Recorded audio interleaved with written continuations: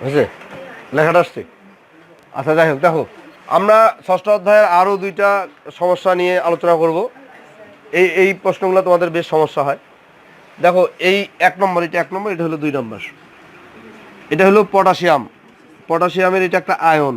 কেমনে বুঝবো আয়ন? এই যে এখানে প্লাস চিহ্ন আছে, এটা আয়ন। বলছে এই আয়নে আধান নিরপেক্ষ কণিকার সংখ্যা কত?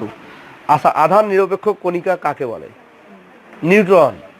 আধান নিরপেক্ষ কণিকা হইল নিউট্রন। তোমাদের মনে আছে 3 প্রকার মৌলিক কণিকা? প্রোটনটা হইল প্লাস, আর ইলেকট্রনটা হইল মাইনাস, আর নিউট্রনটা হইল নিউট্রাল, আধান নিরপেক্ষ, তাই না? তো এখানে নিউট্রনের সংখ্যা বের করতে বলছে। বলছে আধান নিরপেক্ষ কণিকার সংখ্যা কত, মানে কি জানো? নিউট্রনের সংখ্যাটা বের করতে বলছে। কিভাবে বের করব? দেখো এটার পারমাণবিক সংখ্যা 19, ভর সংখ্যা হলো 39। তো ভর সংখ্যা থেকে পারমাণবিক সংখ্যা বের করলেই কিন্তু, বিয়োগ করলেই কিন্তু নিউট্রন সংখ্যাটা বের হবে, তাই না? তাহলে এখানে 39 থেকে 19 বিয়োগ করো, 20। তার মানে এখানে নিউট্রনের সংখ্যা হলো 20, মানে আধান নিরপেক্ষ কণিকার সংখ্যা হলো 20। কি বোঝা গেছে? কোনো সমস্যা আছে কারো? কারো সমস্যা থাকলে বলবা। বোঝা যাচ্ছে? আচ্ছা, এখন দেখো এইটা 2 নম্বরটা, এটা হলো ফ্লোরিন। পারমাণবিক সংখ্যা 9, ভর সংখ্যা 19, আর এখানে মাইনাস আছে, মানে এটা ঋণাত্মক আয়ন। ঋণাত্মক আয়ন। বলছে এই আয়নটাতে ঋণাত্মক আধানবাহী কণিকার সংখ্যা কত, মানে ইলেকট্রনের সংখ্যা কত? ইলেকট্রনের সংখ্যাটা বের করতে বলছে। কি বুঝাইতে পারছি জিনিসটা?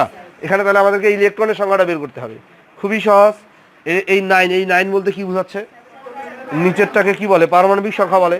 তাহলে পারমাণবিক সংখ্যা 9, তার মানে প্রোটন হইল 9টা। প্রোটন হইল কয়টা? 9টা। ইলেকট্রনও স্বাভাবিকভাবে থাকার কথা 9টা। প্রোটন এবং ইলেকট্রনের সংখ্যা একটা পরমাণুতে কি সমান থাকে? কিন্তু এটা তো পরমাণু না, এটা কি আয়ন। কেমনে আয়নটা তৈরি হইল? একটি ইলেকট্রন গ্রহণের